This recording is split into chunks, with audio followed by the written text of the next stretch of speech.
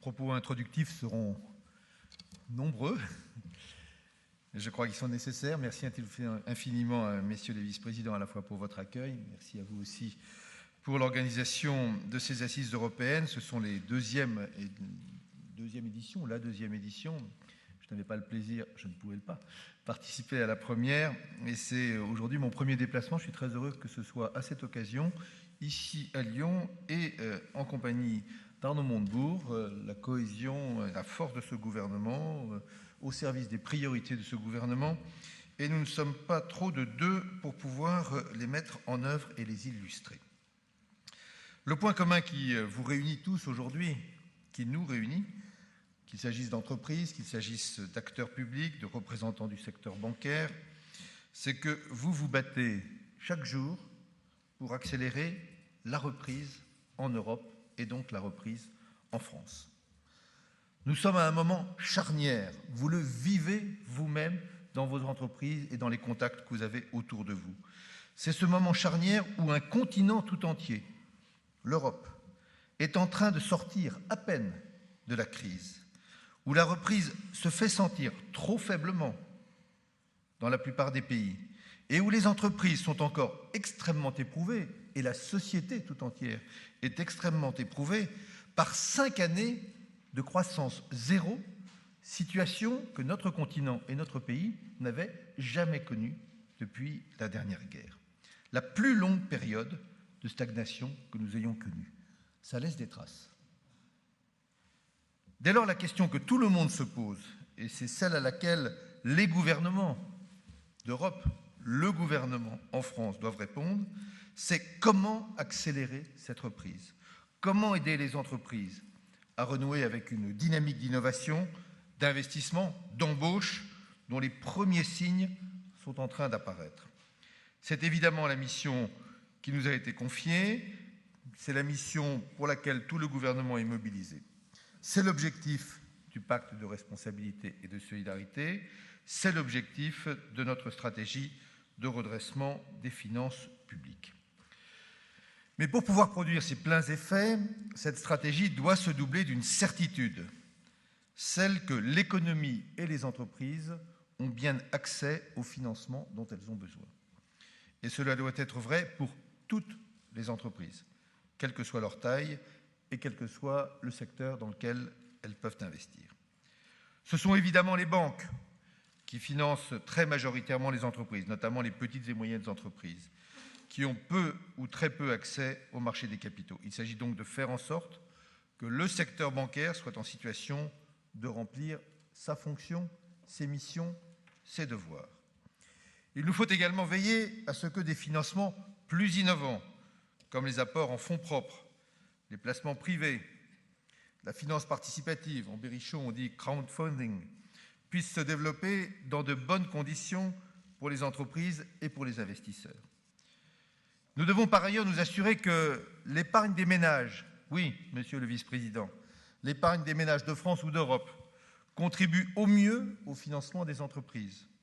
Beaucoup a déjà été entrepris, la création par exemple du PEA-PME, mais il reste encore beaucoup à finaliser dans un certain nombre de chantiers. Et je pense notamment à la réforme de l'assurance vie, j'en salue ici les éminents représentants, avec les fonds Eurocroissance.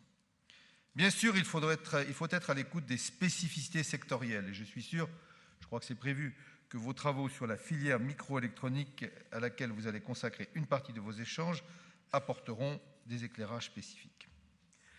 Mais je voudrais, après vous, monsieur le vice-président de la BEI, parler principalement de la dimension européenne.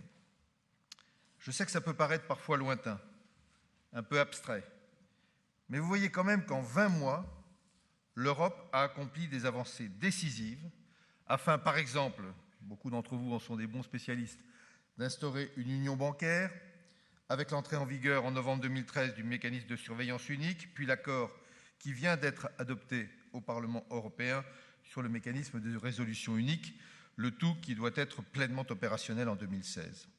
Le mécanisme de garantie des dépôts unique devrait constituer, à mon sens, le troisième pilier pour compléter cette union bancaire.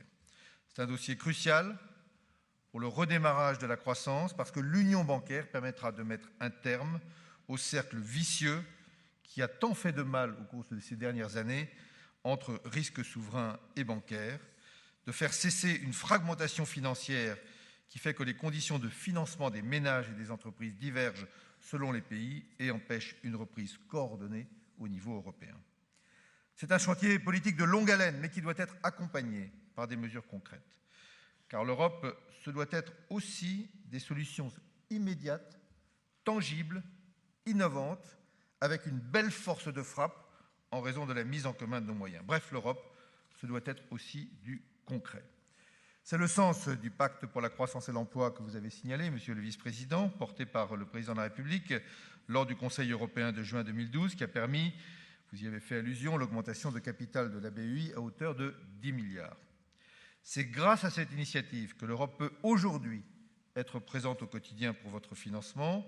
C'est ce qui lui permet de vous offrir des formules adaptées pour financer votre développement, notamment grâce à des guichets diversifiés, le groupe BEI, les programmes COME et Horizon 2020 de la Commission européenne.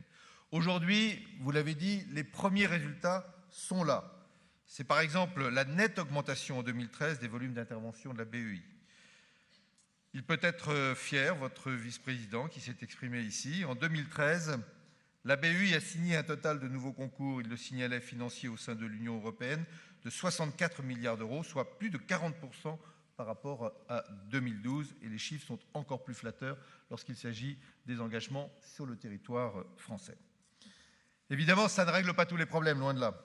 Mais c'est la preuve concrète que les choses peuvent bouger, que la force de frappe de l'Europe peut avoir un impact et qu'il faut absolument continuer, intensifier les efforts, accélérer le rythme des mesures et être en permanence sur le terrain pour s'assurer que les entreprises peuvent en profiter totalement.